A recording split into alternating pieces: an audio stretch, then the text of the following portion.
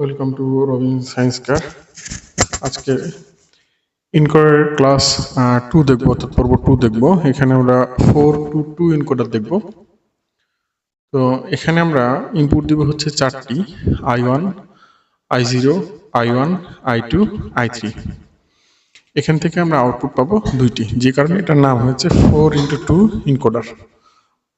তো এখানে একটা আউটপুট পাবো হচ্ছে আমরা এ, আর একটা আউটপুট পাবো বি। এই চিত্রটার নাম দিচ্ছি আমরা 422 লাইন এনকোডার ব্লক চিত্র।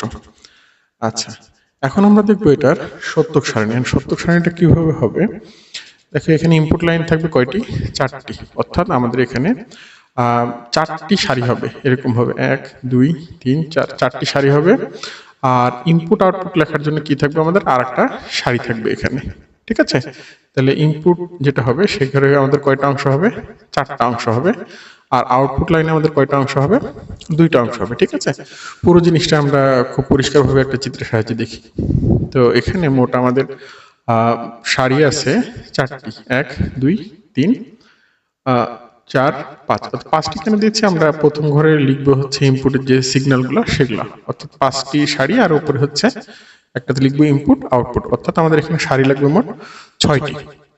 এখন প্রথমে আমরা কি দিয়েছিলাম? চিত্রে আমরা দেখেছিলাম যে প্রথমে ছিল I0, তারপর I1, I2, I3। আউটপুট ঘরে কি দেখেছিলাম আমরা? A B. এখন আমরা পূরণ করব কিভাবে? যে এখানে যে কর্ণটা দেখতেছে, এই কর্ণ বরাবর হচ্ছে আমরা 1 দিব। খেয়াল করে দেখো, এখানে যে কর্ণটা দেখা যাচ্ছে, এই কর্ণ বরাবর আমরা কি দিয়ে দিব? 1 দিয়ে দিব। বাকি ঘরগুলো আমরা আপাতত ফাঁকা রাখতেছি। এখন ইনপুট ঘরটা আমাদের পূরণ করা শেষ হলো। এখন আউটপুট ঘরটা আমরা দেখি। আউটপুট ঘরে আমরা কি করব? প্রথমে এ বরাবর 2টা 0, 2টা 1, এটা ফিক্সড থাকে মোটামুটি সবগুলো সত্যক সারণীর ক্ষেত্রে। দুই ইনপুটের ক্ষেত্রে এটা ফিক্সড থাকবে যে প্রথম ঘরে 00, তারপরে 11। তারপরে বি ঘরে প্রথমটা 0, তারপরে 1, তারপরে আবার 0, তারপরে আবার 1।